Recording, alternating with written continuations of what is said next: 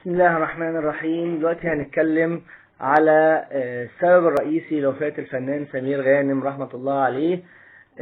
ناس كتير قالت ان سبب الكورونا، وناس كتير قالت انه الفشل الكلوي، لكن احنا عرفنا السبب الرئيسي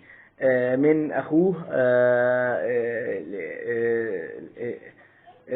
في احد الفيديوهات، وقال هو كان الحمد لله جاله الكورونا لكن اتحسن، وكان هو اخوه كمان جاله الكورونا واتحسن، لكن وهو على جهاز تنفس صناعي للأسف جاله مرض اسمه الفطر الأسود، وده هو اللي عمل خلل في وظائف الكلى والرئة، وعمل فشل رئوي وفشل كلوي، وأودى بحياة الفنان سمير غانم رحمة الله عليه.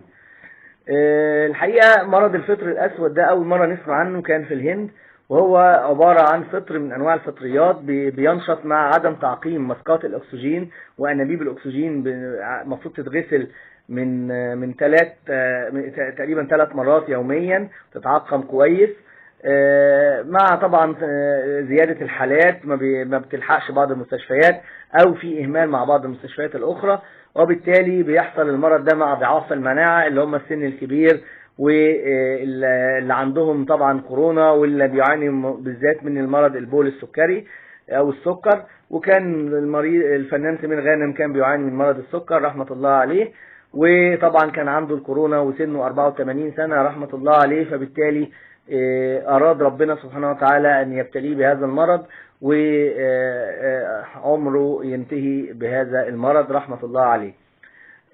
فالفنان سمير غانم ما ماتش بالكورونا، مات بفشل كلوي وفشل رئوي نتيجة الفطر الأسود. الفطر الأسود ده ظهر في الهند أول مرة نشوفه،